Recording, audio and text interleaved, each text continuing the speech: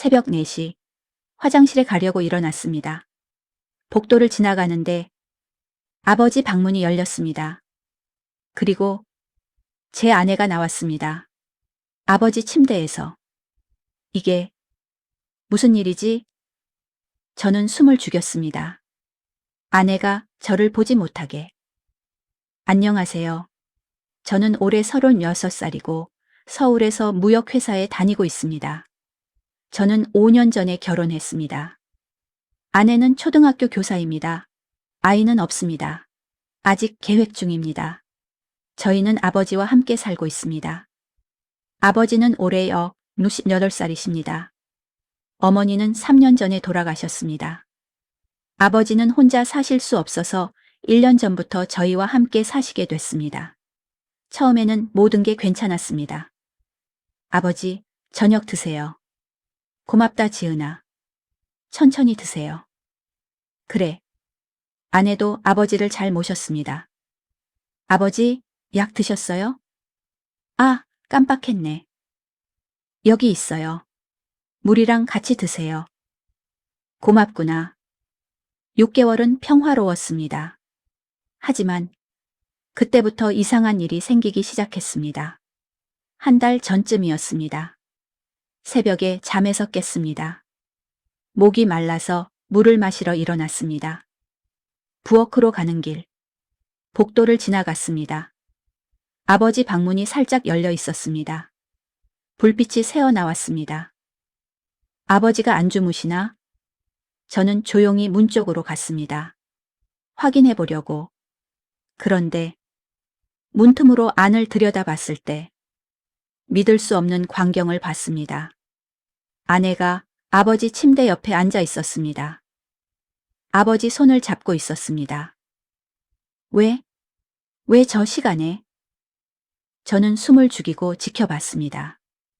아내가 아버지에게 뭔가 말하고 있었습니다. 소리는 들리지 않았습니다. 5분 정도 지났을까? 아내가 일어나 방문을 열었습니다. 저는 급히 안방으로 뛰어들어갔습니다. 침대에 누워 자는 척했습니다. 1분 후 아내가 들어왔습니다. 조용히 침대에 누웠습니다. 저는 자는 척하며 생각했습니다. 왜 새벽에 아버지 방에? 다음 날 아침 저는 아내에게 물어봤습니다. 여보, 어젯밤에 잘 잤어? 응. 왜? 중간에 안 깼어?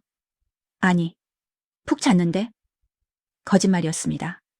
아내는 분명히 새벽에 아버지 방에 갔었습니다. 왜 숨기지? 저는 불안했습니다. 일주일이 지났습니다. 또 같은 일이 일어났습니다. 새벽 3시쯤. 저는 일부러 깨어 있었습니다. 자는 척하면서 30분쯤 지났을까? 아내가 조용히 침대에서 일어났습니다. 방문을 열고 나갔습니다. 저는 조심스럽게 따라갔습니다.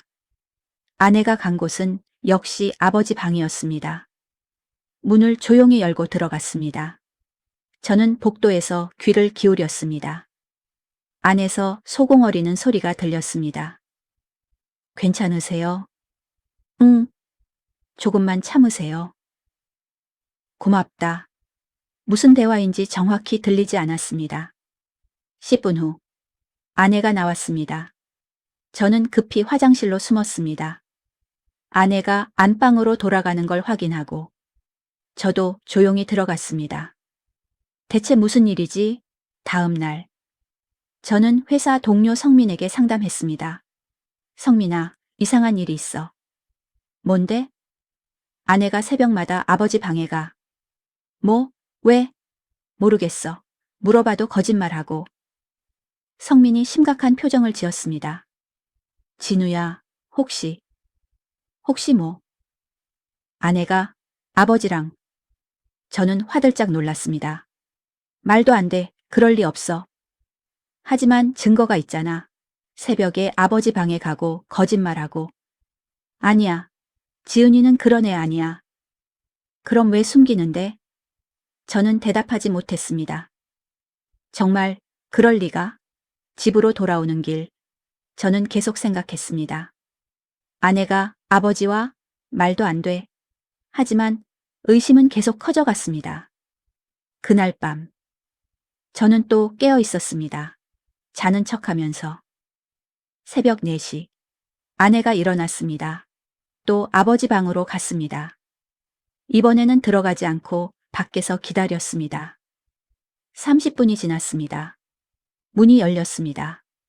아내가 나왔습니다. 저는 복도 모퉁이에 숨어 있었습니다. 아내가 지나갔습니다. 안방으로 돌아갔습니다. 저는 아버지 방문 앞에 섰습니다. 안을 봐야 하나, 말아야 하나 고민했습니다. 결국 문을 조금 열었습니다. 안을 들여다봤습니다. 아버지가 침대에 누워 계셨습니다. 잠든 것 같았습니다. 특별한 건 없었습니다. 하지만 이불이 조금 흐트러져 있었습니다. 그리고 침대 옆 탁재, 물컵 2개가 있었습니다. 아내 것이구나. 저는 문을 닫고 안방으로 돌아왔습니다. 침대에 누웠습니다. 아내는 이미 자고 있었습니다. 아니, 자는 척하고 있었습니다. 대체 뭘 하는 거야? 다음 날, 저는 아버지에게 물어봤습니다. 아버지, 요즘 잘 주무세요? 응? 그냥 그래. 밤에 깨시는 일은 없으세요? 가끔 깨지. 왜? 그럴 때 뭐 하세요? 그냥 화장실 가거나 물 마시거나. 아, 그렇구나. 왜 물어? 아니에요. 그냥 궁금해서요. 아버지는 별다른 반응이 없었습니다. 아버지도 뭔가 숨기시는 건가? 저는 더 의심스러웠습니다. 일주일이 더 지났습니다. 같은 패턴이 반복됐습니다. 새벽마다 아내가 아버지 방에 갔습니다. 매일은 아니었습니다. 일주일에 3, 4번 정도. 저는 기록하기 시작했습니다. 3월 5일 새벽 3시 30분 아버지 방 방문 20분 체류. 3월 7일 새벽 4시 아버지 방 방문 30분 체류. 3월 10일 새벽 3시 아버지 방 방문 25분 체류 패턴이 있었습니다. 항상 새벽 3, 4시, 항상 20라 30분. 대체 무슨 일을 하는 거지? 저는 결국 결정했습니다. 직접 확인해야겠어. 다음 날 새벽. 저는 완전히 깨어 있었습니다. 새벽 4시. 아내가 일어났습니다. 아버지 방으로 갔습니다. 저는 30초 후 따라갔습니다. 이번에는 문을 열고 들어가기로 했습니다. 진실을 알아야 해. 손을 문 손잡이에 올렸습니다. 천천히 돌렸습니다. 삐걱. 문이 열렸습니다. 안을 들여다봤습니다. 그리고 믿을 수 없는 광경을 봤습니다. 아내가 아버지 침대에 앉아 있었습니다. 아버지를 안고 있었습니다. 꼭. 뭐야. 이게. 저는 숨이 막혔습니다. 더 자세히 봤습니다. 아버지가 떨고 계셨습니다. 온몸을. 아내가 아버지를 진정시키고 있었습니다. 괜찮아요, 아버님. 진정하세요. 꿈이에요. 악몽이에요. 괜찮아요. 지은아. 네, 저예요. 걱정 마세요. 저는 그제야 이해했습니다. 아버지가 악몽을 꾸시는구나. 그래서 아내가 하지만 여전히 이상했습니다. 왜 나한테 말 안 해? 저는 조용히 문을 닫았습니다. 안방으로 돌아왔습니다. 침대에 누워 생각했습니다. 악몽이라면 말해도 되는데 왜 숨기지? 뭔가 더 있는 거 아닐까? 다음 날 아침 저는 다시 아내에게 물어봤습니다. 여보, 솔직하게 말해줘. 뭘? 너 새벽마다 아버지 방에 가잖아. 아내 얼굴이 굳었습니다. 어떻게 알았어? 봤어. 여러 번. 왜 가? 무슨 일 있어? 아내가 한참 망설이다 말했습니다. 아버님이 악몽을 꾸세요. 악몽? 네, 밤마다, 심하게. 그럼 나한테 말하지 그랬어. 아버님이 말하지 말래요. 당신 걱정시키기 싫으시대요. 무슨 소리야? 내 아버지인데. 알아. 근데 아버님이 완강하셔서 저는 이해가 안 됐습니다. 그래도 말했어야지. 미안해. 다음부터는 말해.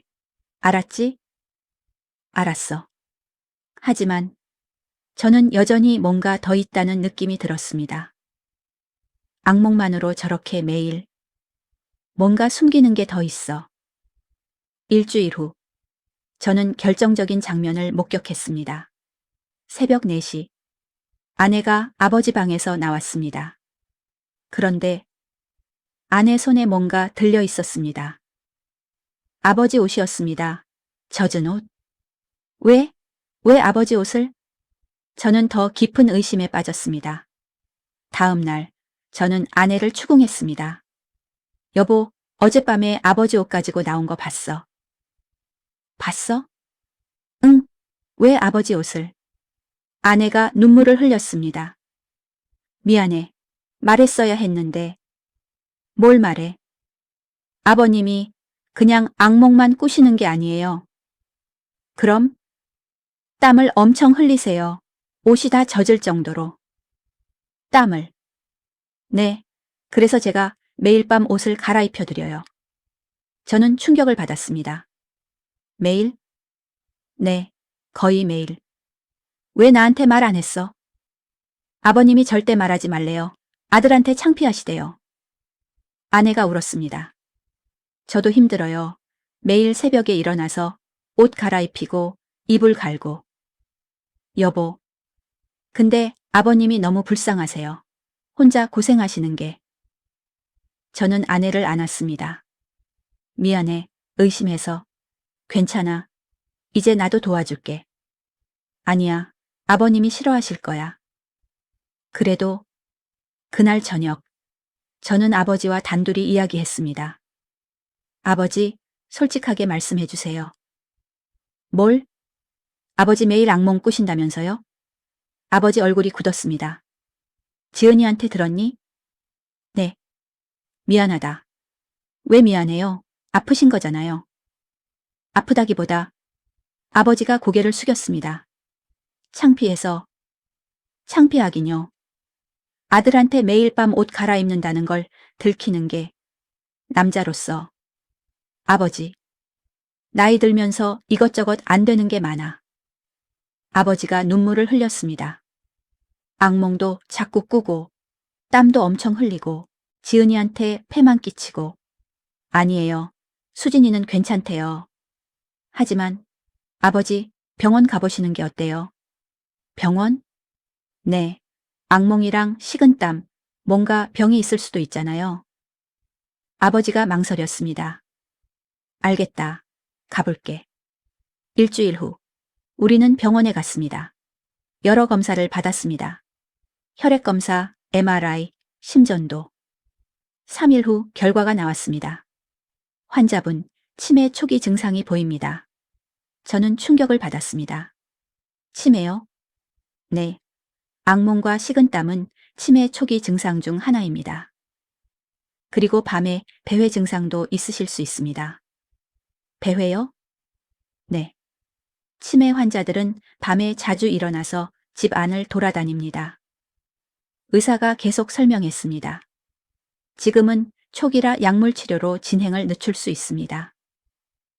약을 드시면 괜찮아지나요? 완치는 어렵지만 증상 완화는 가능합니다. 우리는 처방전을 받았습니다. 집으로 돌아오는 길, 아버지가 말씀하셨습니다. 미안하다, 진우야. 왜요? 내가 치매래. 괜찮아요. 초기니까 약 먹으면 돼요. 하지만 너희한테 짐이 되잖아. 아니에요. 가족인데요. 아버지가 눈물을 흘렸습니다. 고맙다. 정말 고마워. 그날부터 아버지는 약을 드시기 시작했습니다. 하루 3번. 아내가 챙겨드렸습니다. 아버님, 약 드세요. 고맙다, 지은아. 천천히 드세요. 한 달이 지났습니다. 아버지 증상이 조금 나아졌습니다. 아버지, 요즘 어때요? 좀 나은 것 같아. 악몽도 덜 꾸고. 다행이다. 땀도 덜 흘리고. 좋으시네요. 하지만 새로운 문제가 생겼습니다. 2개월째. 아버지가 밤에 배회하기 시작했습니다. 아버님, 어디 가세요? 응? 나가야 해. 지금 새벽 2시예요. 어디 가시려고? 회사. 회사 가야 해. 아버지는 이미 10년 전에 퇴직하셨습니다. 치매가 심해지시나. 아내와 저는 교대로 아버지를 지켰습니다. 여보, 오늘 밤은 내가 깨어 있을게. 아니야, 내가 할게. 너는 회사 가야 하잖아. 너도 학교 가잖아. 괜찮아. 나는 수업 중에 쉴 수 있어. 미안해. 괜찮아. 우리 아버지인데. 하지만 둘 다 지쳐갔습니다. 3개월째 아버지 배회가 더 심해졌습니다. 밤에만이 아니었습니다. 낮에도. 아버님 어디 가세요? 엄마 찾아야 해. 아버님, 어머님은 돌아가셨잖아요. 아니야, 엄마가 날 기다려. 아버지가 현관문을 열려고 했습니다. 저는 급히 막았습니다. 아버지, 안 돼요. 비켜, 엄마한테 가야 해. 아버지와 실랑이를 벌였습니다. 30분 후, 아버지가 진정했습니다. 여기가 어디지? 집이에요, 아버지. 집? 네. 나 왜 여기 있어? 아버지, 저 진우예요. 아버지 아들. 진우? 아버지가 저를 물끄러미 봤습니다. 진우 맞니? 네, 아버지. 미안하다. 잠깐 잊었어. 저는 눈물이 났습니다. 아버지가 날 잊으셨어. 그날 밤 아내와 상의했습니다. 여보, 이러다간 우리 둘 다 못 버텨. 나도 알아. 어떡하지? 요양원 알아봐야 하나? 요양원? 응. 아버님을 전문적으로 돌봐줄 수 있는 곳. 저는 망설였습니다. 하지만 아버지가 싫어하실 텐데. 나도 알아. 근데 다른 방법이 없어. 우리는 고민했습니다. 다음 날, 저는 요양원을 알아봤습니다. 여보세요. 치매 환자 입소 가능한가요? 네, 가능합니다. 비용은 어떻게 되나요? 한 달에 250만 원입니다. 250만 원요? 네, 24시간 케어 서비스입니다. 저는 전화를 끊고 한숨을 쉬었습니다. 한 달에 250만 원. 우리 월급으로는 저의 월급은 400만 원. 아내 월급은 300만 원. 합쳐서 700만 원. 거기서 집 대출 150만 원, 생활비 300만 원, 요양원비 250만 원을 내면 남는 게 없었습니다. 어떡하지? 일주일 후. 최악의 일이 일어났습니다. 아버지가 집을 나가셨습니다. 한밤중에. 우리가 자는 사이에. 다음 날 아침. 아버지가 안 계셨습니다. 여보, 아버지가 없어. 뭐? 우리는 집안을 뒤졌습니다. 없었습니다. 경찰에 신고했습니다. 제 아버지가 실종됐습니다. 경찰이 수색을 시작했습니다. 환자분 사진 있으세요? 네, 여기요. 옷은 뭐 입으셨어요? 회색 잠옷이요. 언제 실종되신 것 같아요? 어젯밤 우리가 잘 때 경찰이 기록했습니다. 알겠습니다. 수색하겠습니다. 저와 아내도 동네를 뒤졌습니다. 아버지, 어디 계세요? 아버님. 하지만 아버지는 보이지 않았습니다. 3시간이 지났습니다. 6시간이 지났습니다. 해가 졌습니다. 여전히 못 찾았습니다. 여보, 어떡해. 경찰이 찾을 거야. 걱정 마. 하지만 저도 불안했습니다. 아버지, 어디 계신 거야? 밤 10시. 경찰에서 연락이 왔습니다. 찾았습니다. 정말요? 네. 강북쪽 공원에서 발견됐습니다. 지금 어떻게 되셨어요? 괜찮으십니다. 다만 많이 지치신 것 같습니다. 감사합니다. 지금 바로 갈게요. 우리는 급히 차를 타고 갔습니다. 공원에 경찰차가 있었습니다. 아버지가 벤치에 앉아 계셨습니다. 담요를 덮고. 아버지. 저는 달려가 아버지를 안았습니다. 진우야? 네, 아버지, 저예요. 여기가 어디지? 공원이에요. 아버지 왜 여기 오셨어요? 모르겠어. 그냥 걷다 보니까 아버지가 울기 시작했습니다. 미안해. 내가 길을 잃었어. 괜찮아요, 아버지. 이제 찾았으니까. 경찰이 말했습니다. 앞으로 조심하셔야겠어요. 치매 환자는 배회 증상이 있어서. 네, 알겠습니다. 가능하면 문에 잠금 장치 설치하시고 환자분 손목에 인식표 달아주세요. 네, 집으로 돌아왔습니다. 아버지를 침대에 눕혔습니다. 아버지, 푹 쉬세요. 고맙다. 아버지가 금방 잠드셨습니다. 저와 아내는 거실에서 대화했습니다. 여보, 이러다가 큰일 나겠어. 나도 알아. 문에 잠금 장치 달아야겠어. 응. 다음 날, 현관문에 특수 잠금 장치를 설치했습니다. 비밀번호를 입력해야만 열리는 장치. 이제 아버지 혼자 못 나가실 거야. 응. 그리고 아버지 손목에 인식표를 달았습니다. 이게 뭐야? 인식표예요. 혹시 길 잃으시면 경찰이 연락할 수 있게요. 알겠다. 한 달이 지났습니다. 아버지는 다시 배회하지 않으셨습니다. 문이 잠겨 있어서. 하지만 다른 문제가 생겼습니다. 아버지가 밤새 문을 두드렸습니다. 열어줘. 나가야 해. 쿵. 쿵. 쿵. 아버지, 안 돼요. 비켜. 나가야 한다고. 쿵. 쿵. 쿵. 저와 아내는 잠을 잘 수 없었습니다. 매일 밤 아버지가 문을 두드렸습니다. 2시간씩, 3시간씩. 여보, 못 자겠어. 나도. 우리는 점점 지쳐갔습니다. 일주일 후, 아내가 학교에서 쓰러졌습니다. 선생님, 지은 선생님 괜찮으세요? 병원으로 이송됐습니다. 저는 급히 병원으로 갔습니다. 여보, 괜찮아? 응, 괜찮아. 의사가 말했습니다. 과로입니다. 푹 쉬셔야 해요. 네. 요즘 스트레스 많으세요? 네. 의사가 저를 복도로 불렀습니다. 보호자분, 환자분 상태가 심각합니다. 얼마나요? 극도의 피로와 스트레스. 이러다가 우울증으로 발전할 수 있습니다.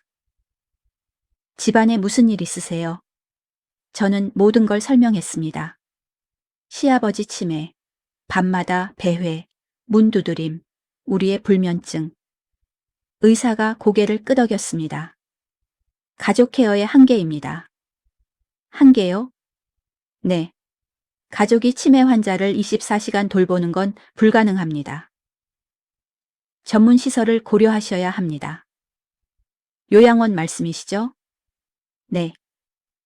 저는 한숨을 쉬었습니다. 비용이 너무 비싸서. 정부 지원금 알아보셨어요? 정부 지원금요? 네. 치매 환자는 장기요양보험 적용됩니다. 그게 뭔가요? 의사가 설명했습니다. 국가에서 치매 환자 돌봄 비용을 일부 지원합니다. 얼마나요? 등급에 따라 다르지만 한 달에 150만 원 정도 지원받을 수 있어요. 저는 희망이 생겼습니다. 정말요? 네, 신청해 보세요. 집으로 돌아와 인터넷을 검색했습니다. 장기요양보험, 치매 환자 지원, 신청 방법이 나왔습니다. 다음 날, 국민건강보험공단에 신청했습니다. 아버지, 장기요양보험 신청하고 싶습니다. 환자분 증상이 어떻게 되세요? 치매 초기인데 배회 증상이 심합니다. 알겠습니다. 평가받으러 오셔야 합니다. 언제요? 다음 주 화요일 가능하세요? 네. 일주일 후 평가를 받았습니다. 평가사가 아버지를 면담했습니다. 어르신, 오늘이 몇 월 며칠인지 아세요? 모르겠어. 이게 뭔지 아세요? 연필을 보여줌. 그거 쓰는 거. 이름이 뭐예요? 모르겠어. 평가사가 기록했습니다. 1시간 후 평가가 끝났습니다. 결과는 2주 후에 나옵니다. 네. 감사합니다. 2주를 기다렸습니다. 그 사이에도 아버지는 매일 밤 문을 두드렸습니다. 저와 아내는 한계에 도달했습니다. 여보, 나 진짜 못 버티겠어. 조금만 참아. 결과 나오면. 언제까지 참아. 난 매일 학교에서 졸아. 아내가 울었습니다. 미안해. 미안하긴. 나도 힘들어. 우리는 서로를 안았습니다. 드디어 결과가 나왔습니다. 편지가 왔습니다. 저는 떨리는 손으로 열었습니다. 장기요양 3등급 판정. 한 달 지원금 150만 원. 저는 기뻤습니다. 여보, 됐어. 정말? 응, 한 달에 150만 원 지원받아. 그럼 요양원 갈 수 있어? 응, 요양원비 250만 원인데 150만 원 지원받으면 우리가 100만 원만 내면 돼. 정말? 우리는 서로를 안았습니다. 드디어 해결됐어. 하지만 아버지에게 말씀드리는 게 문제였습니다. 아버지, 요양원 가시는 게 어때요? 요양원? 네. 그곳에서 전문적으로 돌봐주시니까. 아버지 얼굴이 굳었습니다. 나를 버리려고? 아버지의 그 말씀에 저는 할 말을 잃었습니다. 버린다고요? 그런 게 아닌데. 저희는 아버지를 더 잘 돌보기 위해서였는데. 하지만 아버지 입장에서는 달랐나 봅니다. 요양원은 곧 버림받는 것이었나 봅니다. 아니에요, 아버지. 버리는 게 아니라. 말을 이어가려는데 아버지가 방으로 들어가 버리셨습니다. 문을 닫는 소리가 유난히 크게 들렸습니다. 아내가 제 손을 잡았습니다. 아무 말도 하지 않았지만 그 손길이 따뜻했습니다. 우리는 한참을 그렇게 서 있었습니다. 그날 밤 아버지는 저녁도 드시지 않았습니다. 아내가 문 앞에 식사를 놓아뒀지만 한참이 지나도 가져가지 않으셨습니다. 나중에 확인해보니 그대로 식은 채 놓여 있었습니다. 3일이 지났습니다. 아버지는 저와 대화를 끊으셨습니다. 제가 뭐라고 말씀드려도 고개를 돌리시거나 모른 척 하셨습니다. 처음에는 화가 나신 줄 알았는데 나중에 보니 그게 아니었습니다. 아버지 눈빛에서 깊은 상처를 읽을 수 있었습니다. 아내만 말을 거셨습니다. 아버지가 아내에게 말씀하시는 걸 복돼서 우연히 들었습니다. 지은아, 내가 그렇게 짐이었니? 아니에요, 아버님. 그럼 왜 날 보내려고 해? 아버님을 위해서예요. 저희가 제대로 돌봐드릴 수가 없어서. 거짓말, 그냥 귀찮아진 거지. 아내는 대답하지 못했습니다. 저도 그 자리에서 더 듣지 못하고 자리를 떴습니다. 가슴이 너무 아팠습니다. 일주일이 지났습니다. 아버지는 여전히 저를 외면하셨습니다. 출근할 때도, 퇴근해서 들어와도, 저녁 식사 때도, 마치 제가 투명인간이 된 것 같았습니다. 하지만 밤에는 여전히 문을 두드리셨습니다. 아이러니하게도 낮에는 저를 무시하시면서 밤에는 저를 깨우셨습니다. 저는 그 모순적인 상황이 너무 괴로웠습니다. 아내와 다시 상의했습니다. 여보, 아버지 설득이 안 되는데 어떡하지? 조금 더 기다려 볼까? 우리가 언제까지 버틸 수 있을까? 우리는 대답을 찾지 못했습니다. 2주가 더 지났습니다. 그 사이 아내가 또 한 번 쓰러졌습니다. 이번에는 학교 복도에서였습니다.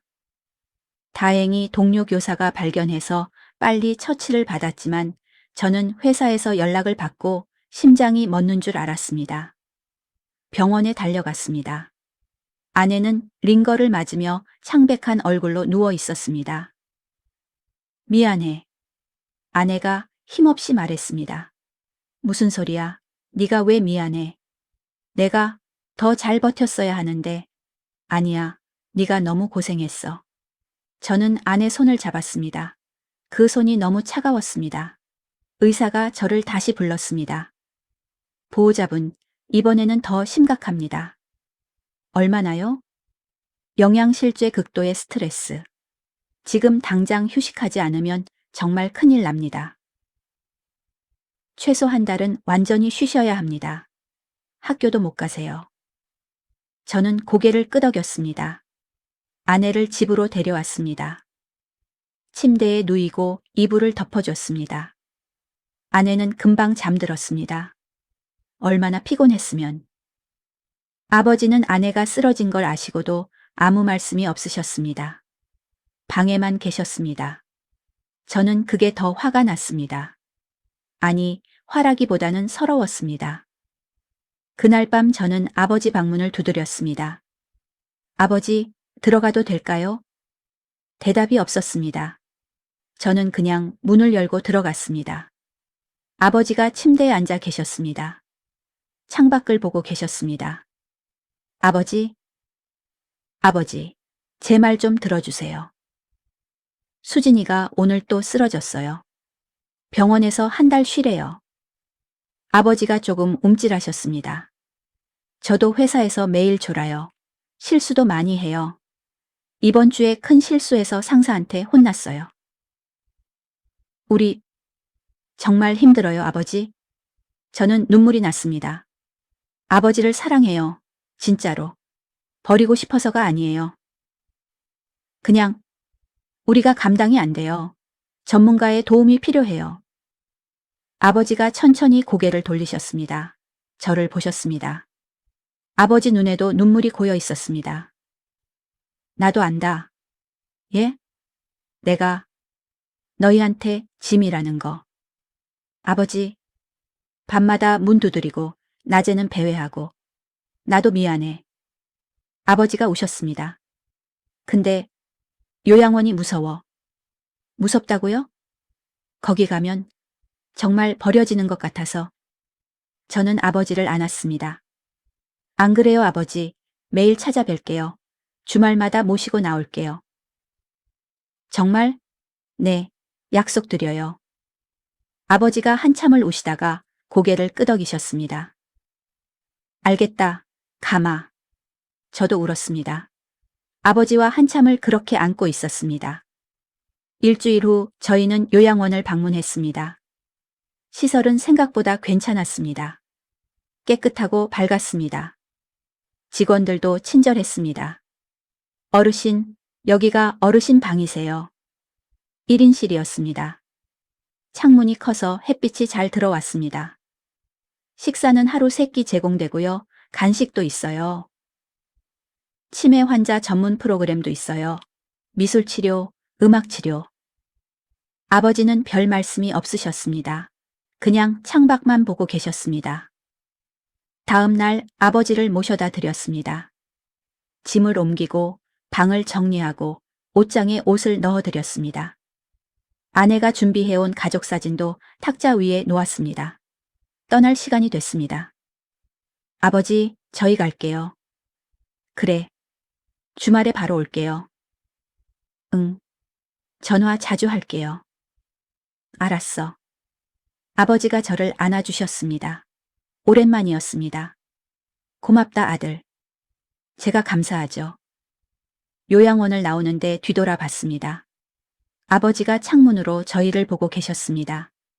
손을 흔들어 주셨습니다. 저도 흔들었습니다. 차에 타서 출발했습니다.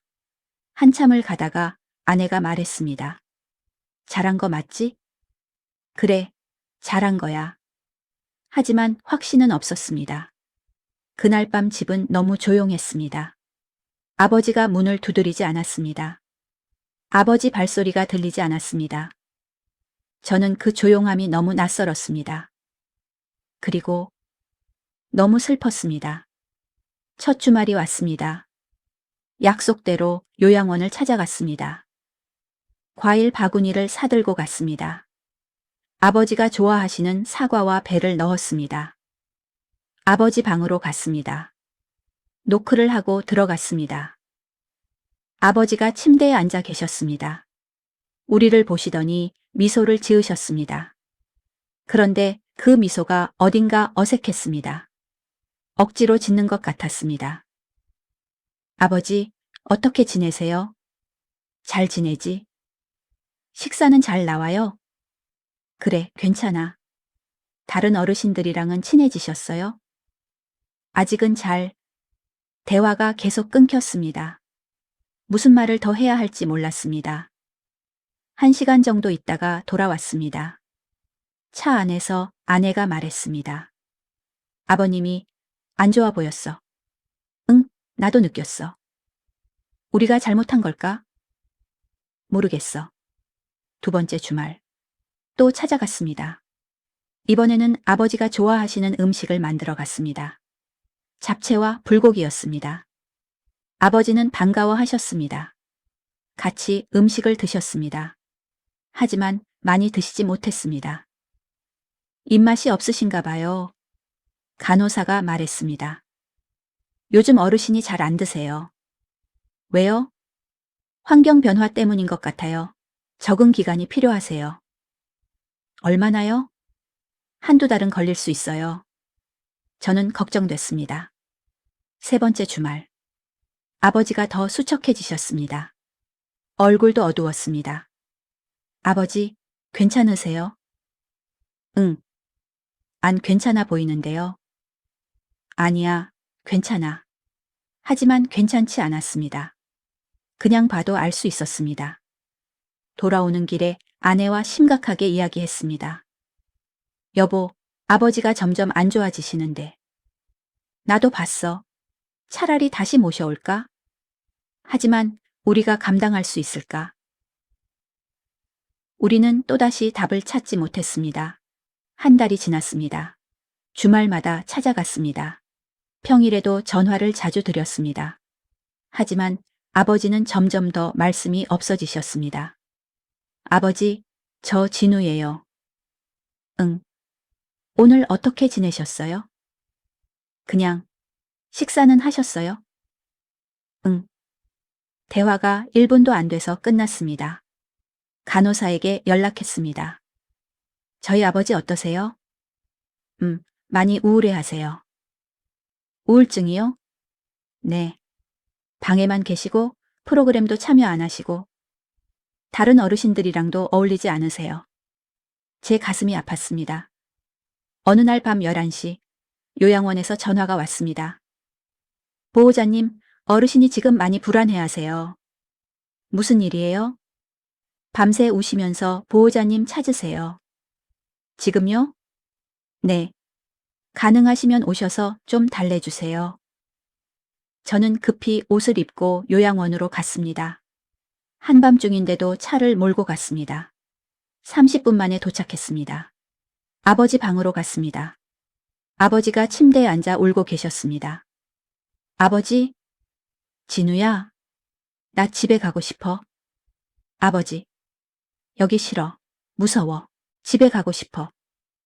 아버지가 어린아이처럼 우셨습니다. 저는 아버지를 안았습니다. 아버지, 조금만 참으세요. 곧 익숙해지실 거예요. 아니야, 못 버티겠어. 제발 집에 데려가줘. 아버지, 제발. 저는 울면서 아버지를 달랬습니다. 1시간이 지나서야 아버지가 진정하셨습니다. 집으로 돌아오는 길. 저는 운전하면서 울었습니다. 내가 뭘 하고 있는 건지 모르겠었습니다. 다음 날 아내와 진지하게 이야기했습니다.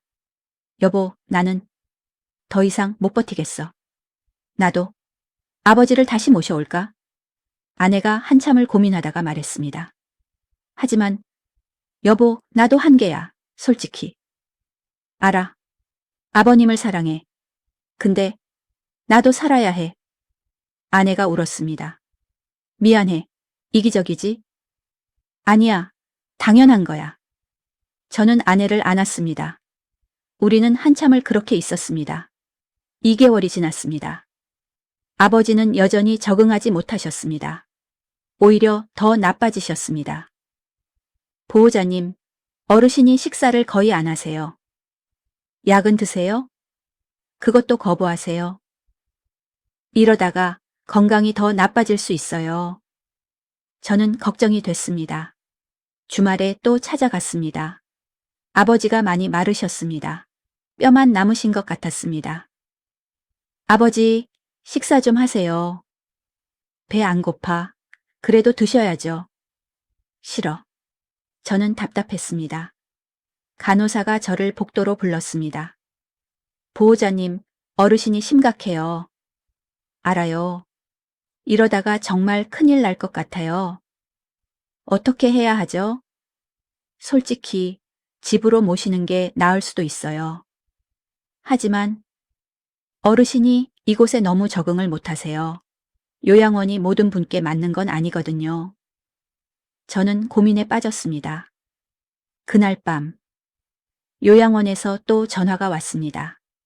새벽 2시였습니다. 보호자님, 어르신이 없어졌어요. 뭐라고요? 방을 나가셨는데 어디 가셨는지. 저는 옷도 제대로 입지 않고 뛰쳐나갔습니다. 요양원에 도착했을 때 경찰이 이미 와 있었습니다. 직원들이 건물 안을 수색하고 있었습니다. CCTV를 확인하고 있었습니다. 어떻게 된 거예요? 원장이 설명했습니다. 새벽 1시쯤 어르신이 방에서 나가셨어요.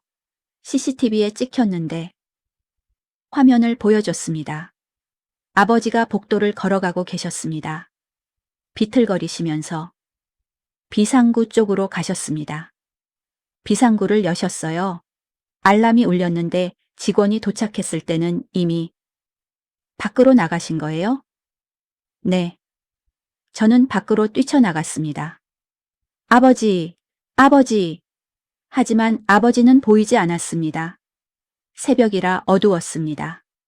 가로등만 희미하게 켜져 있었습니다. 경찰이 수색을 시작했습니다. 저도 함께 찾아다녔습니다. 아내도 와서 같이 찾았습니다. 아버님, 어디 계세요? 1시간이 지났습니다. 2시간이 지났습니다. 아버지는 어디에도 없었습니다. 새벽 5시쯤 경찰에게서 연락이 왔습니다. 찾았습니다. 어디요? 요양원에서 3km 떨어진 공원이요.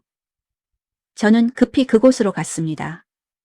공원 벤치에 아버지가 앉아 계셨습니다. 잠옷 차림으로. 맨발로. 3월 초라 아직 쌀쌀했는데 아버지는 떨고 계셨습니다. 아버지! 달려가서 안았습니다. 왜 이러세요? 왜 나오신 거예요? 아버지가 저를 보셨습니다. 눈물을 흘리고 계셨습니다. 집에 가고 싶었어. 아버지, 그곳은 내 집이 아니야. 나는 내 집에 가고 싶어. 아버지가 울었습니다. 제발, 집에 데려가줘. 제 가슴이 찢어지는 것 같았습니다. 구급차로 아버지를 병원에 모셨습니다. 저천증 검사를 받았습니다. 다행히 큰 문제는 없었습니다. 하지만 정신적으로는 많이 힘드신 것 같았습니다. 의사가 말했습니다. 환자분, 요양원 적응이 안 되시나 봐요. 무리하시면 안 돼요. 스트레스로 다른 병이 생길 수 있어요. 저는 결심했습니다. 아내에게 말했습니다. 여보, 아버지 집으로 모셔올게. 그래, 그렇게 하자. 미안해. 네가 힘들 텐데. 괜찮아? 우리 아버지인데. 아내가 제 손을 잡아줬습니다. 그날 아버지를 집으로 모셨습니다. 아버지는 집에 도착하자마자 눈물을 흘리셨습니다. 고맙다. 정말 고맙다. 이제 편히 쉬세요, 아버지. 응. 아버지가 자기 방으로 들어가셨습니다. 침대에 누우셨습니다.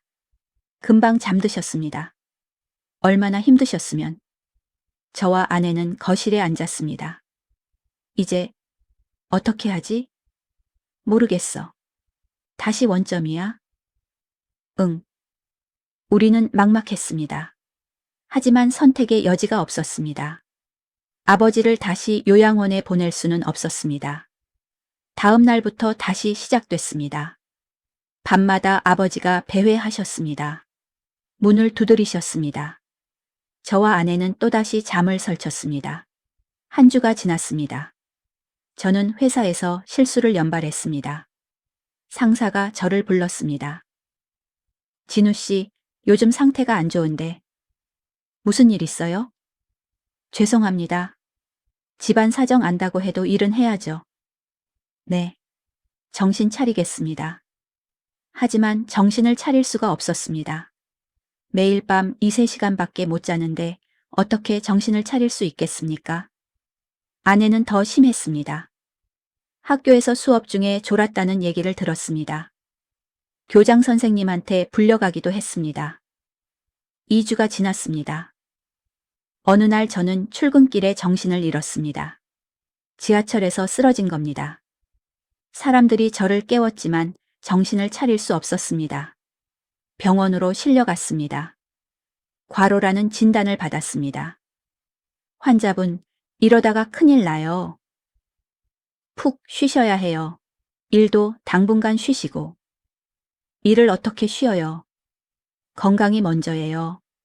저는 회사에 휴가를 냈습니다. 어쩔 수 없었습니다. 아내도 병가를 냈습니다. 우리 둘 다 한계였습니다. 그 이후 일주일은 지옥이었습니다. 아버지를 24시간 돌봐야 했습니다. 밤낮으로. 저와 아내가 교대로. 하지만 몸이 안 따라줬습니다. 어느 날 밤. 저는 한계에 도달했습니다. 아버지가 또 문을 두드리고 계셨는데 저는 일어날 힘이 없었습니다.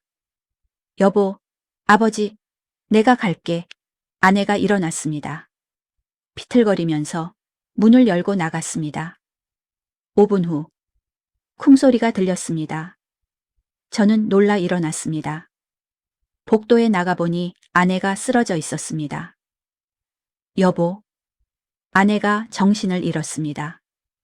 저는 119를 불렀습니다. 손이 떨려서 번호를 제대로 누르지도 못했습니다. 구급차가 왔습니다. 아내를 실었습니다. 저도 같이 탔습니다. 아버지는 방에 그대로 두고 왔습니다. 어쩔 수 없었습니다. 병원에서 검사를 받았습니다. 의사가 심각한 표정으로 말했습니다. 환자분, 영양실조와 탈수가 심각합니다. 며칠 입원하셔야 해요. 며칠이요? 최소 일주일은요. 저는 절망했습니다. 저는 병실 복도에 주저앉았습니다. 어떡하지? 아내는 입원하고 아버지는 혼자 집에 계시고 나는 어떻게 해야 하는 거지? 그때 휴대폰이 울렸습니다. 집 전화였습니다. 심장이 덜컥 내려앉았습니다. 아버지, 전화를 받았습니다. 여보세요? 진우야? 아버지 목소리였습니다. 하지만 평소와 달랐습니다. 맑고 또렷했습니다. 아버지, 괜찮으세요? 응, 괜찮아. 너는? 저는 괜찮은데 수진이가 입원했어요. 알아. 알아요? 봤어. 쓰러지는 거. 저는 놀랐습니다. 아버지가 보셨다고요? 아버지, 지금 정신이 맑으신 거예요? 응. 오랜만에 정신이 또렷하구나. 아버지가 한숨을 쉬셨습니다. 진우야, 나 지금 집에 혼자 있어. 올 수 있어? 지금요? 밤 12시인데. 응. 너한테 할 말이 있어. 꼭. 저는 고민했습니다. 아내를 두고 가야 하나. 하지만 아버지 목소리가 심상치 않았습니다. 알겠어요. 30분 후에 갈게요. 전화를 끊고 아내 병실로 갔습니다. 아내는 잠들어 있었습니다. 메모를 남기고 나왔습니다. 여보, 잠깐 집에 갔다 올게. 아버지한테 급한 일이 있대. 금방 올게. 택시를 타고 집으로 갔습니다. 마음이 불안했습니다. 집에 도착했습니다. 문을 열고 들어갔습니다. 아버지, 거실에 있어. 아버지가 소파에 앉아 계셨습니다. 평소와 다른 모습이었습니다. 자세도 바르고 눈빛도 맑았습니다. 앉아라. 저는 아버지 옆에 앉았습니다. 아버지, 무슨 일이세요? 아버지가 저를 보셨습니다. 한참 동안. 그리고 입을 여셨습니다. 진우야, 미안하다. 갑자기 왜요? 내가 너희한테 거짓말했어. 거짓말이요? 아버지가 고개를 끄덕이셨습니다. 나는 치매가 아니야. 저는 귀를 의심했습니다. 네? 무슨 소리예요? 치매가 아니라고. 처음부터. 하지만 병원에서 진단받으셨잖아요. 그건 내가 일부러 그렇게 행동한 거야. 저는 충격을 받았습니다. 무슨 말씀인지 이해가 안 됐습니다.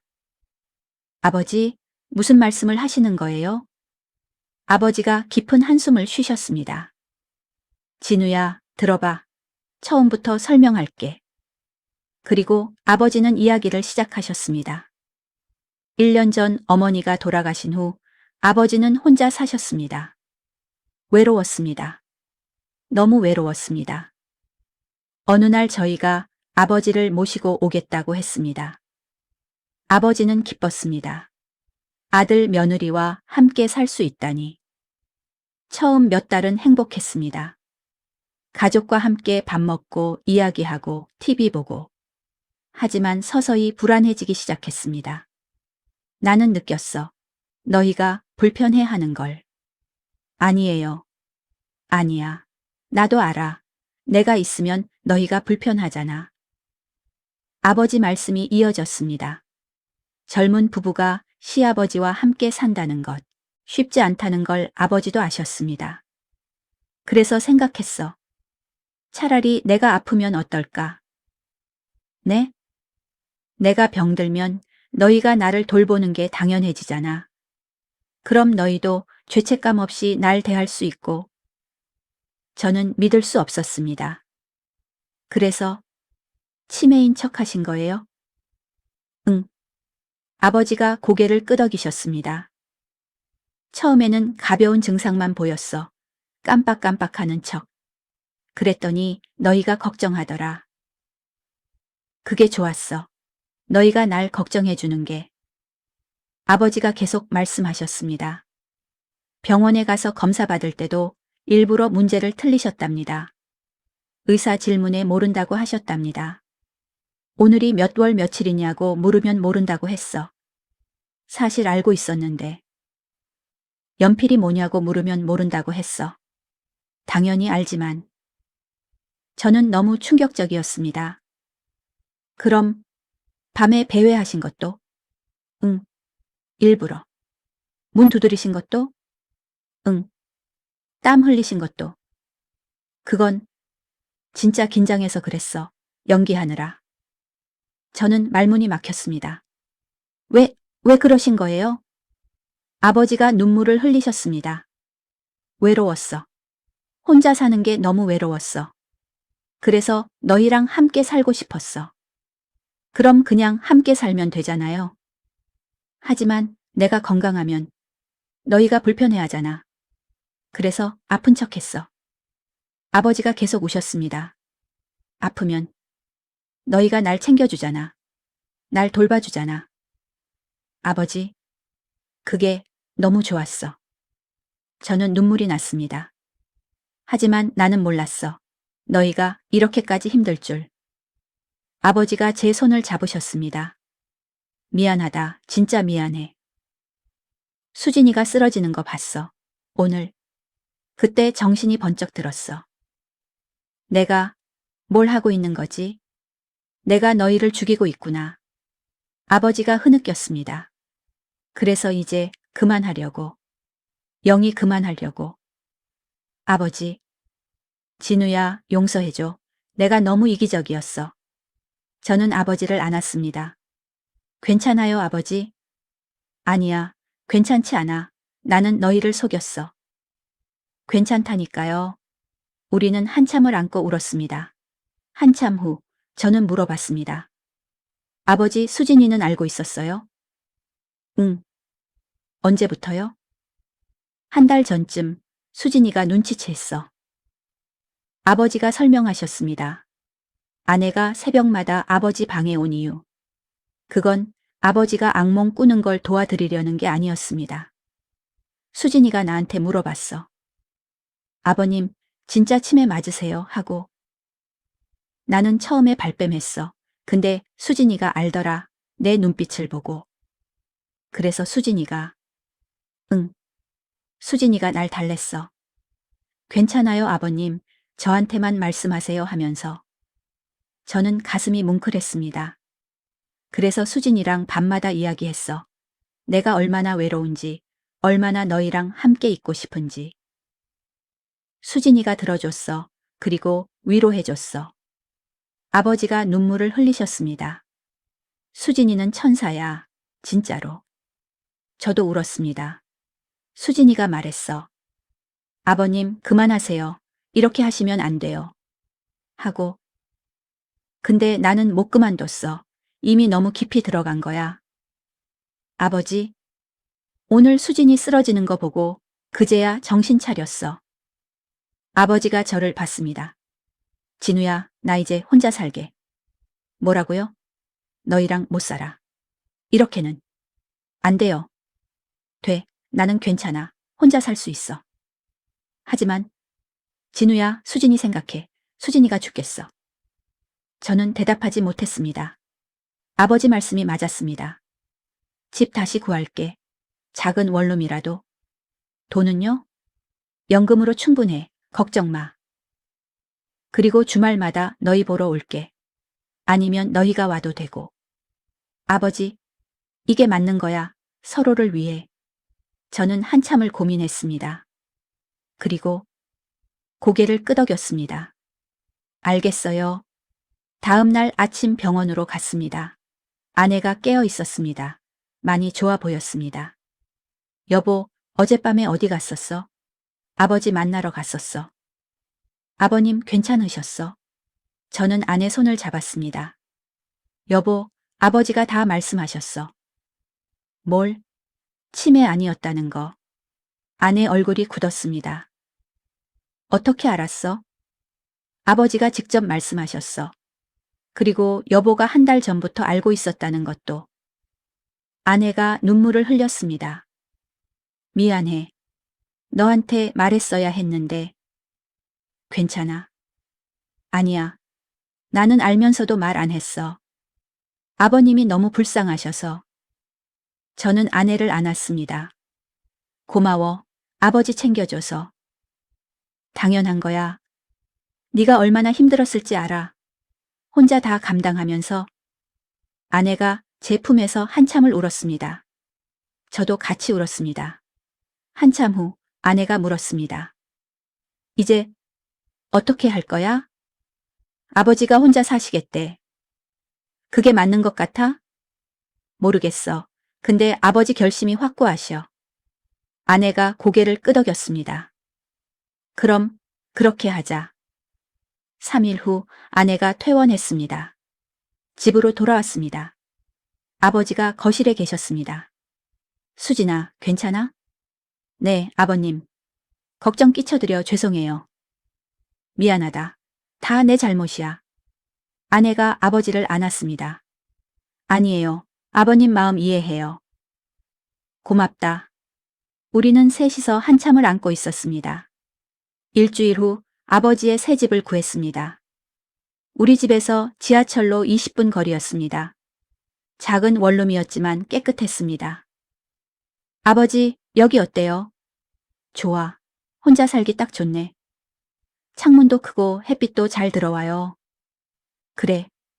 이사 날짜를 잡았습니다. 2주 후였습니다. 그 2주 동안 우리는 함께 마지막 시간을 보냈습니다. 이상했습니다.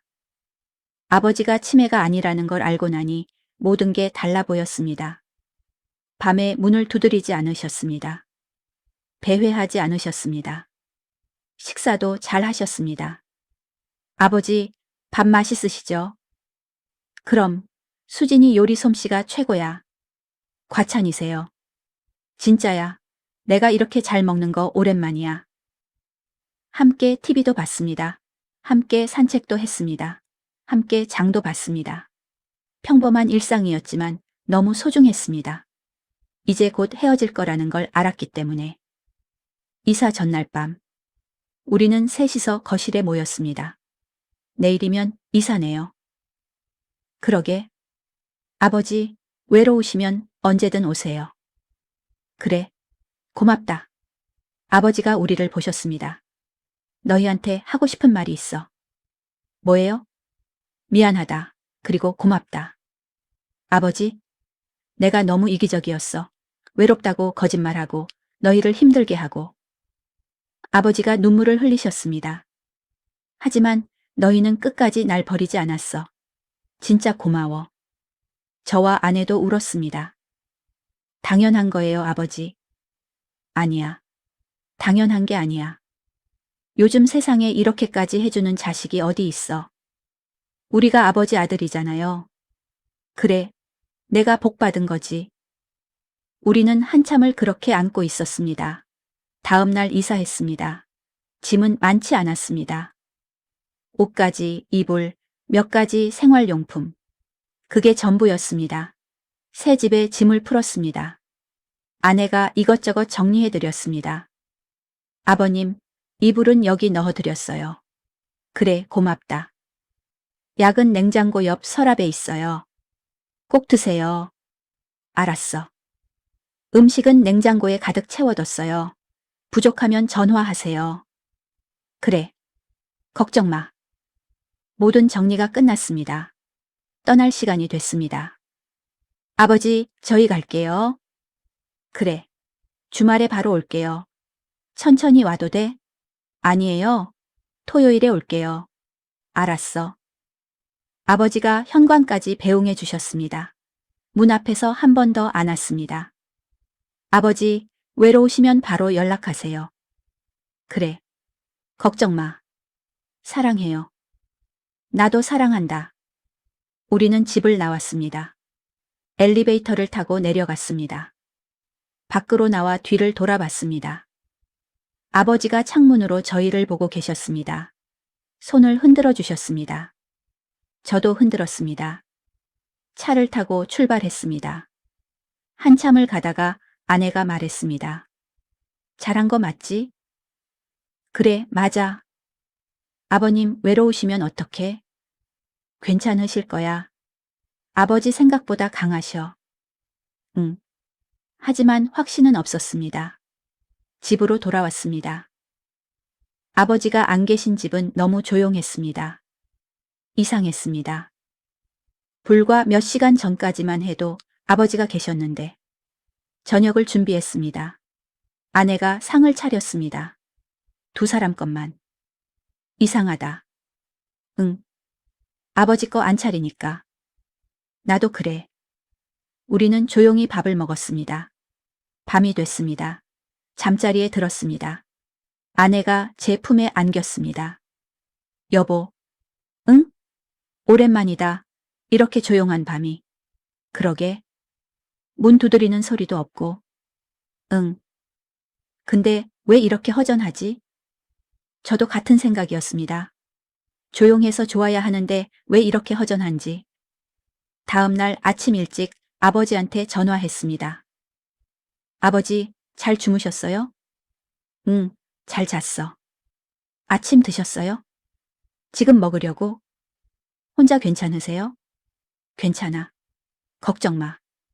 외로우시면 언제든 연락하세요. 그래, 고맙다. 전화를 끊었습니다. 아버지 목소리는 밝았습니다. 다행이었습니다. 일주일이 지났습니다. 매일 전화했습니다.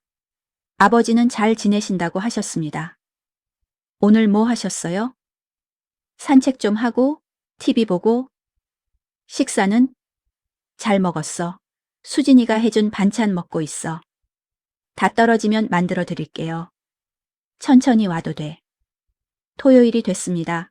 약속대로 아버지 집에 갔습니다. 반찬을 만들어서 가지고 갔습니다. 아버지, 왔구나. 아버지가 반겨주셨습니다. 표정이 밝았습니다. 혼자 어떠세요? 괜찮아. 생각보다 할 게 많더라.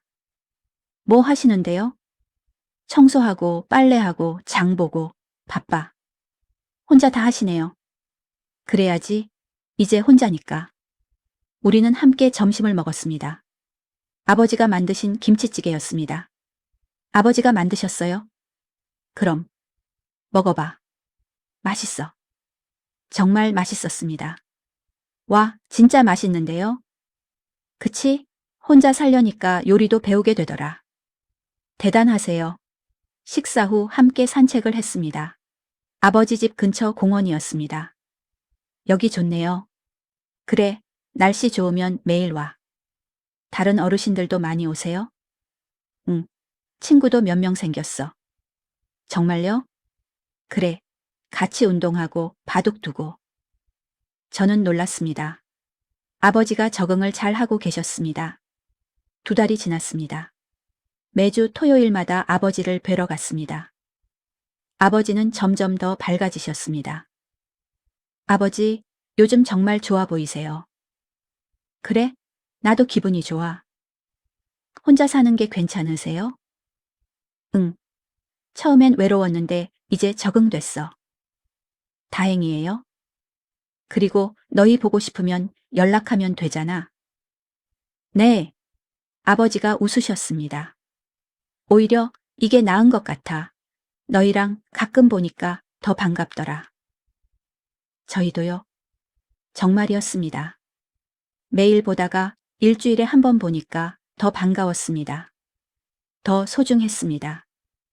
저와 아내도 많이 좋아졌습니다. 충분히 잠을 잤습니다. 일도 잘했습니다. 건강도 회복됐습니다. 여보, 우리 오랜만에 데이트 갈까? 좋아. 주말에 아버지 뵙고 저녁에는 둘이서 영화를 봤습니다. 오랜만이었습니다. 행복해? 응. 너는? 나도. 우리는 손을 잡고 걸었습니다. 6개월이 지났습니다. 아버지는 완전히 독립적으로 사셨습니다. 혼자서 모든 걸 하셨습니다. 어느 날 아버지가 전화하셨습니다. 진우야, 너희 둘이서 같이 올 수 있어? 그럼요. 무슨 일이세요?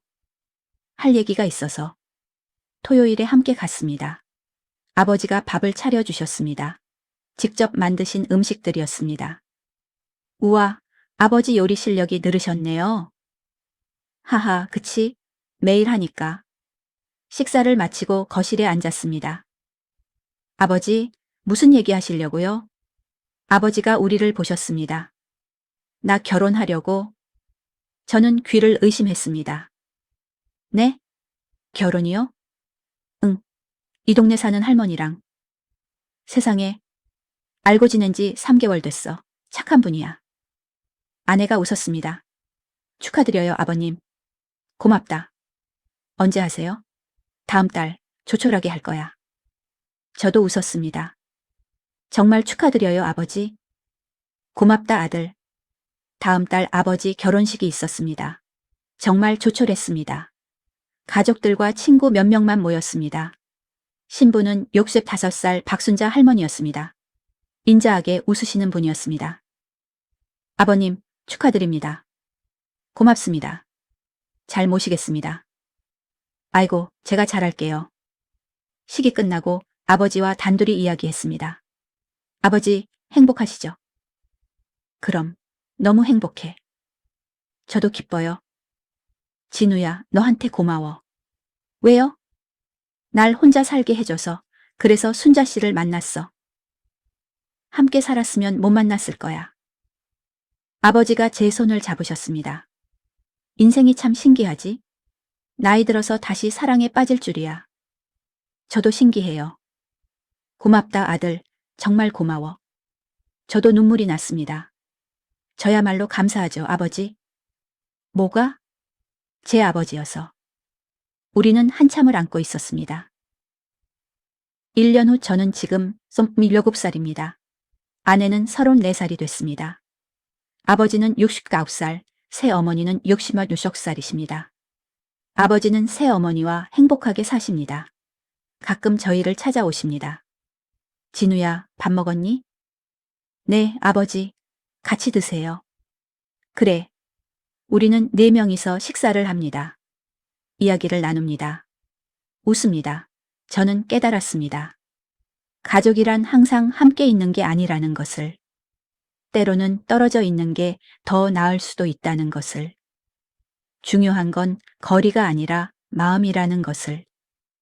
아버지가 치매인 척했던 그 시간들.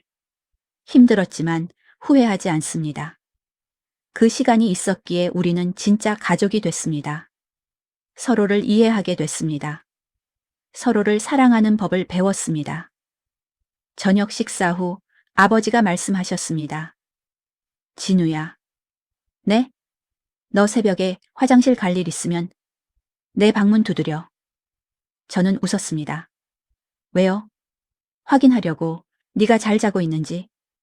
아버지? 농담이야. 하하. 우리는 모두 웃었습니다. 어떤 거짓말은 사랑에서 시작됩니다. 어떤 배회는 외로움의 표현입니다. 어떤 새벽은 진실을 발견하는 시간입니다. 시아버지가 며느리 침대에서 나왔습니다. 아니, 며느리가 시아버지 침대에서 나왔습니다. 사람들은 오해했습니다. 하지만 그곳에서는 한 가족의 비밀과 사랑이 숨겨져 있었습니다. 새벽 4시, 조용한 복도, 열리는 방문, 그리고 진실.